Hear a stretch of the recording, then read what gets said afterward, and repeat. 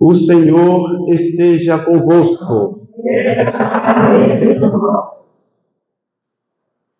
Proclamação do Evangelho de Jesus Cristo segundo Mateus. Naquele tempo, João estava na prisão quando ouviu falar das obras de Cristo. Enviou-lhe alguns discípulos para lhe perguntarem: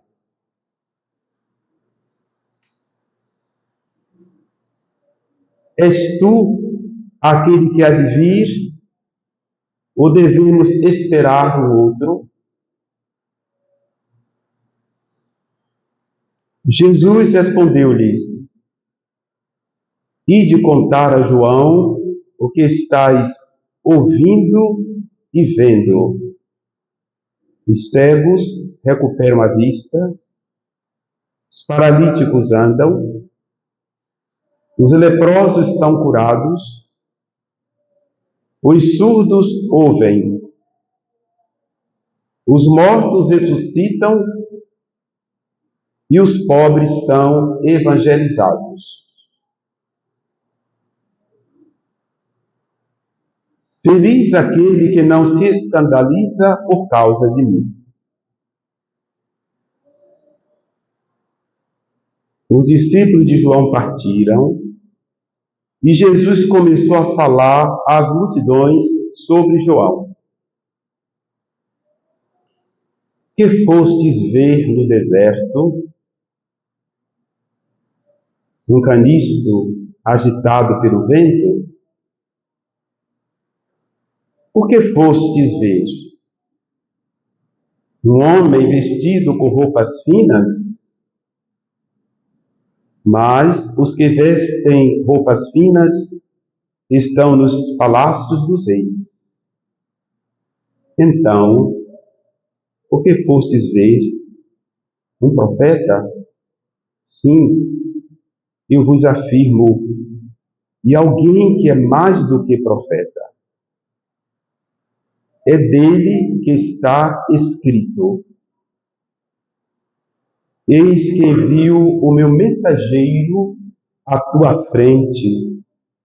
Ele vai preparar o teu caminho diante de ti. Em verdade vos digo, de todos os homens que já nasceram, nenhum é maior do que João Batista. No entanto, o menor no reino dos céus é maior do que ele.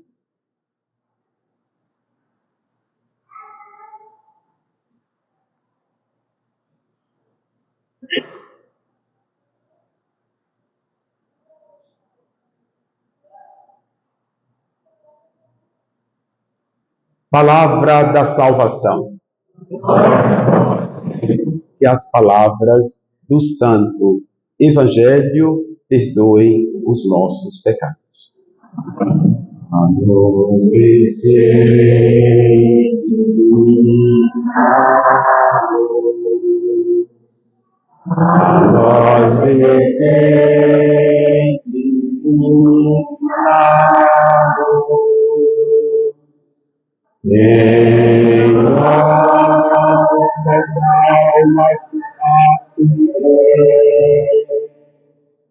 o amor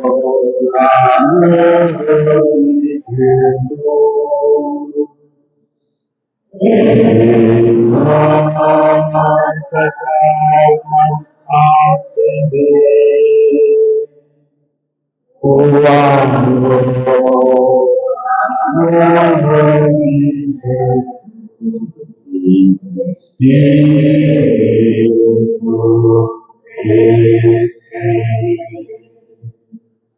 os corações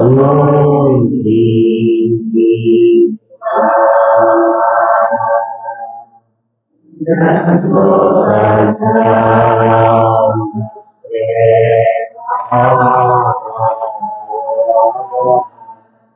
as nossas almas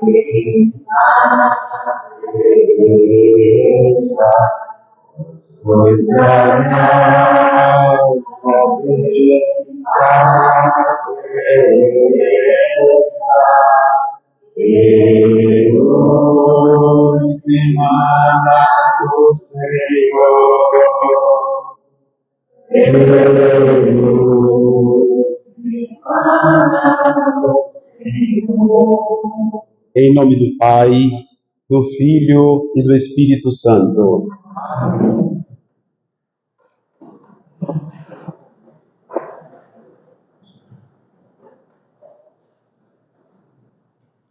No livro do Cântico dos Cânticos, o Senhor Deus nos faz uma promessa. Diz assim: eis que vos atrairei para o deserto e falarei aos vossos corações.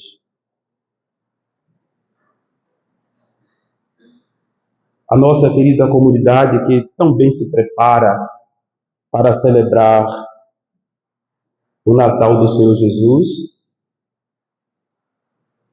meditando sobre as virtudes teologais, hoje nós chegamos no domingo chamado de Domingo Letare, o domingo da alegria. A nossa alma, pensando no nascimento de Jesus, se enche de júbilo espiritual. Eu vos atrairei ao deserto.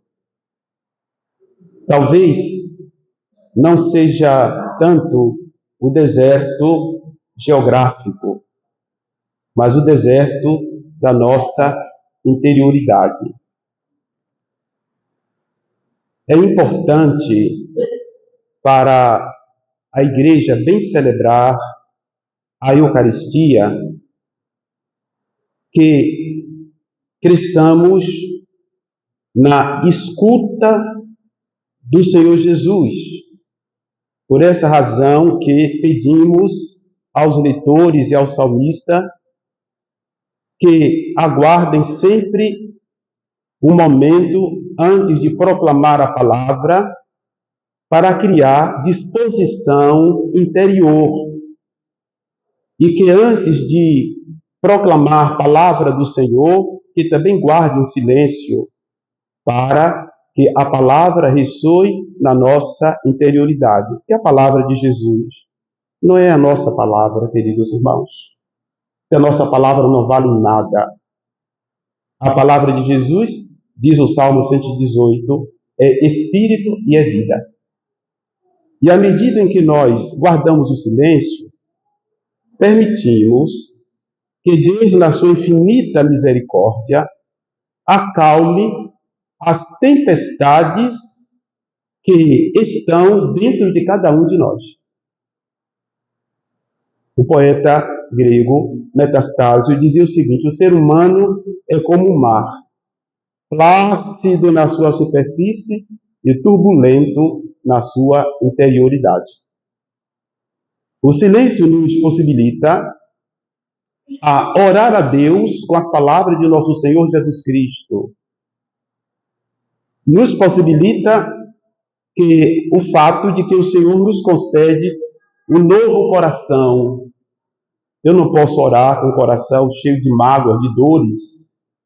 Não posso. Preciso estar presente. Eu não posso orar com distrações. Daí então, o objetivo da Divina Eucaristia, aqui nós estamos em Eucaristia, é adorar a Deus em espírito e em verdade. O silêncio é importante, a oração, a escuta e essa disposição interior que, com certeza, cada um trabalha para que a Eucaristia não seja mais um momento, mas seja o momento. Então, o silêncio é muito importante.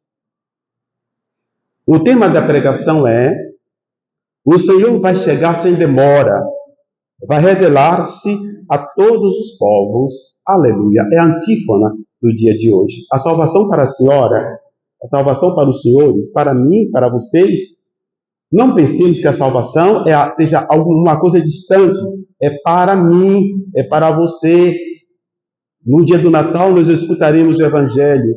Nasceu para vós, para você, nasceu para vós um Salvador, que é Cristo Senhor, o único Salvador da humanidade. O Senhor, por amor ao seu povo, a nação de Israel, combate os povos pagãos, os corações endurecidos, e anuncia o juízo final. E também promete restabelecer Jerusalém, o seu povo, nós, em sua glória. Enquanto há um julgamento para as nações pagãs, as bênçãos são reservadas para a cidade santa, Jerusalém. No livro do Apocalipse, João diz: eis que vi descer do céu a nova Jerusalém. E ali ele visualiza a participação dos batizados e dos santos. As promessas de salvação extrapolam as questões sociopolíticas, pois dizem respeito também à reconstrução de vida, reconstrução dos corações. Devo permitir que Deus reconstrua o meu coração. Eu não posso me firmar no meu erro, no meu pecado. Só assim vou morrer dessa forma. Não, não é cristão dizer isso. E também é necessário que haja humildade, de que nós reconheçamos os nossos pecados e os nossos erros, dobremos os nossos joelhos. O problema é quando cada um se considera perfeito. Não há perfeição neste mundo. Só Deus é perfeito. Só Jesus é perfeito. Se assim não fosse, estaríamos circunscritos a uma história, mas sem esperança de salvação. A nossa história é a história de salvação, queridos irmãos. Deus me faz sempre melhor. Eu tenho sempre a oportunidade de, em Deus, melhorar. Espera-se que todos nós procuremos encontrar a felicidade proclamada na primeira leitura pelo profeta Isaías. Júbilo, que é alegria interior, alegria espiritual, não é alegria do carnaval, é alegria interior, espiritual, a exultação, a glória e a beleza. Contudo, pergunto-me, onde está a fonte de tão grandes bens espirituais? Em que lugar eu posso encontrar a verdadeira alegria, o verdadeiro júbilo, a verdadeira felicidade? O profeta Isaías nos responde: eles verão a glória do Senhor, o esplendor do nosso Deus. Aí está a fonte da nossa alegria, da nossa exultação, o nosso Deus, que é glorioso, que é belo.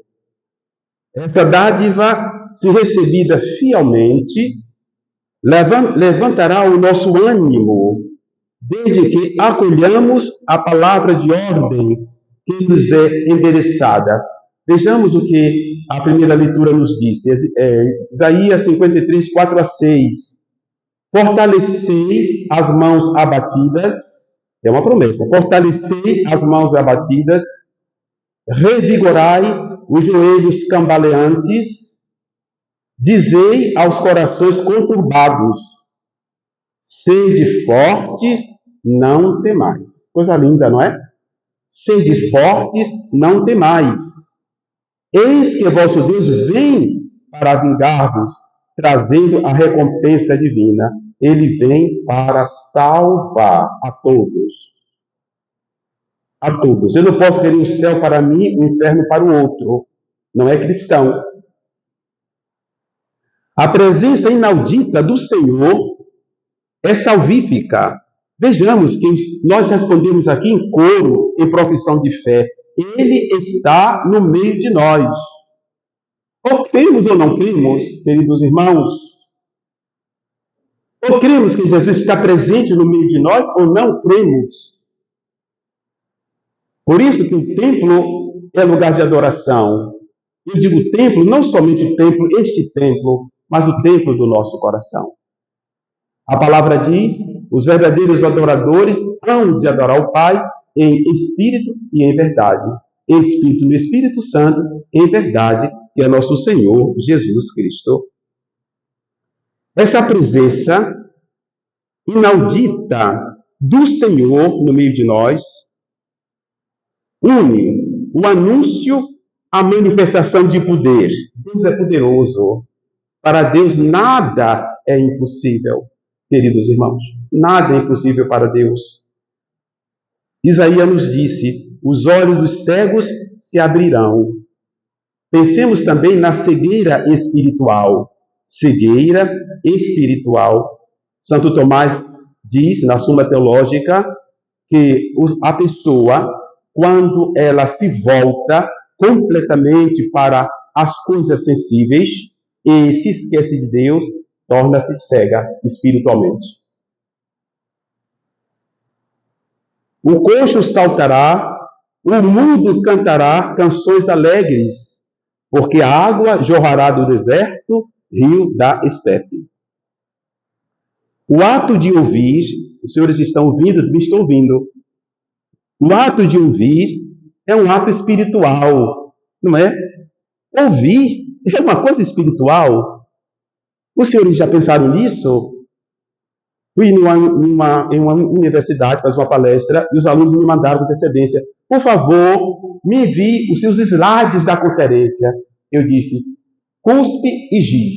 E ouvido.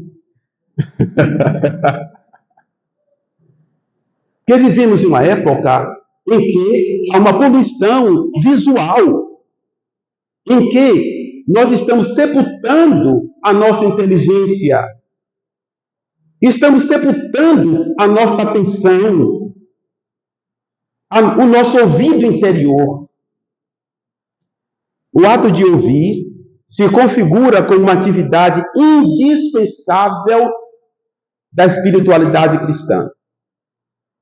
O homem espiritual é aquele que cultiva o silêncio interior e exterior. A nossa cultura entende que o silêncio seja um castigo. Mas na espiritualidade cristã, o silêncio não é castigo, é caminho para Deus. Escutamos com disponibilidade interior o Evangelho e, ao término do anúncio, um singelo louvor escapuliu dos nossos lábios: glória a vós, Senhor. Uma prece tão singela, não é? Glória a vós, Senhor. Glória a vós, Senhor. Mas dito isso, na fé, no Espírito Santo, na esperança e na caridade. João Batista estava preso e ele ouviu falar a respeito das obras de Cristo. E lhe enviou alguns dos seus discípulos. A partir desse texto do Evangelho, enumeramos algumas atitudes fundamentais do espírito do precursor, João Batista, que nos são norteadoras na nossa espiritualidade. Quais são? Ouvir, meditar. Vamos meditar.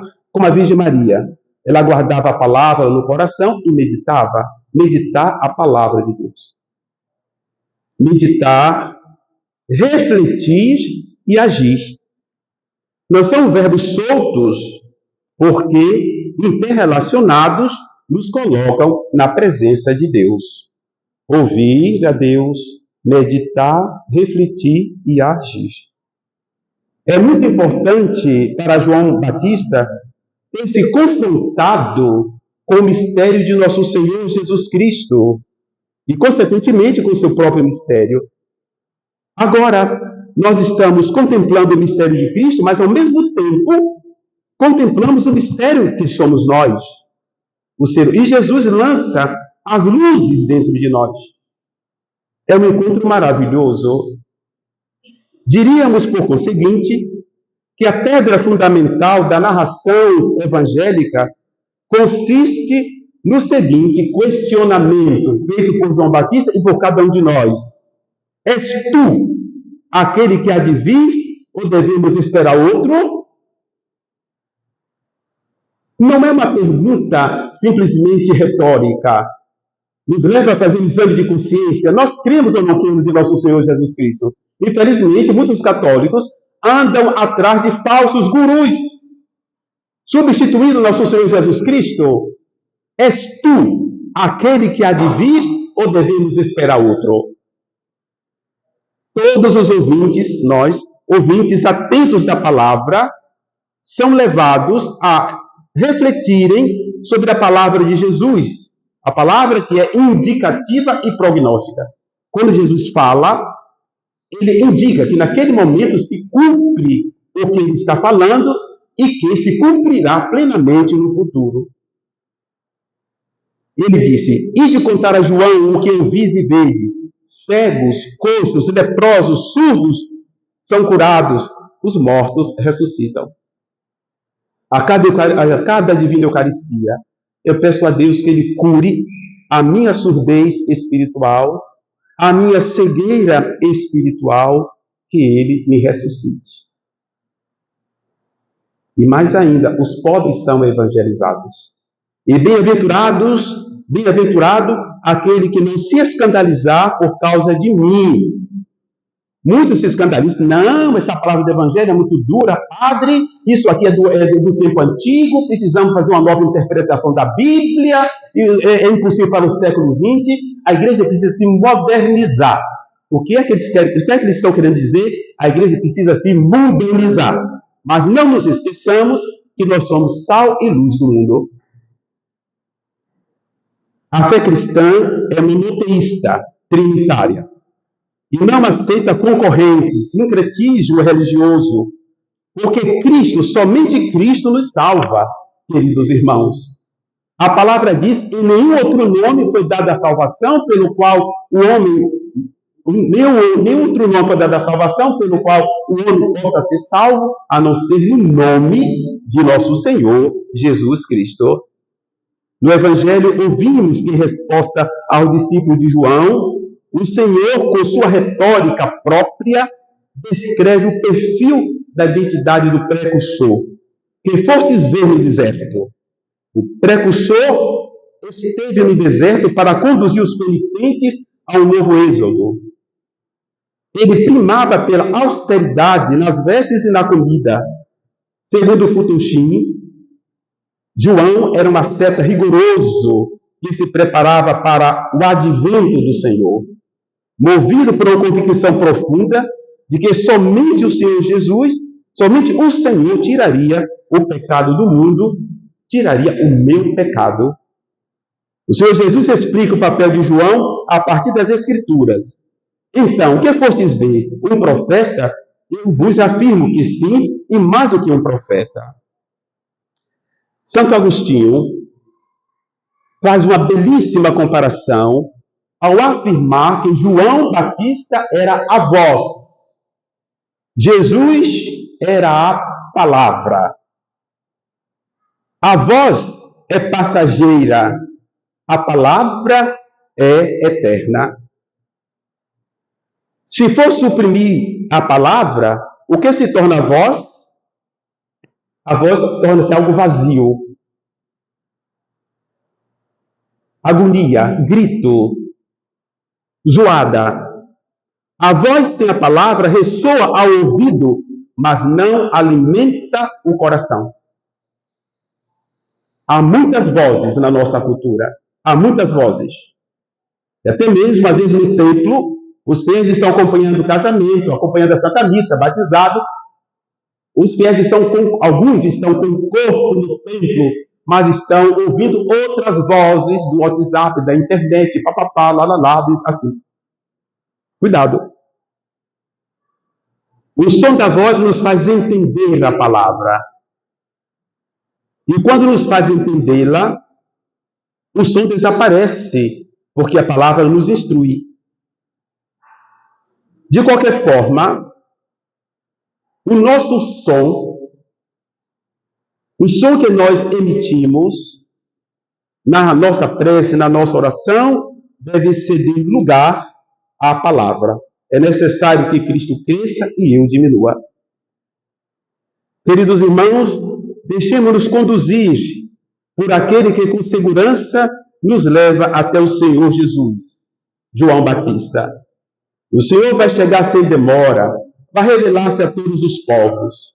Esse anúncio infunde em mim, em nós, a verdadeira alegria. Jesus é a verdadeira alegria. Natal é, se nós desejarmos que o Natal aconteça na nossa vida, é necessário que meditemos a palavra, permitamos que a palavra faça o seu percurso na nossa interioridade.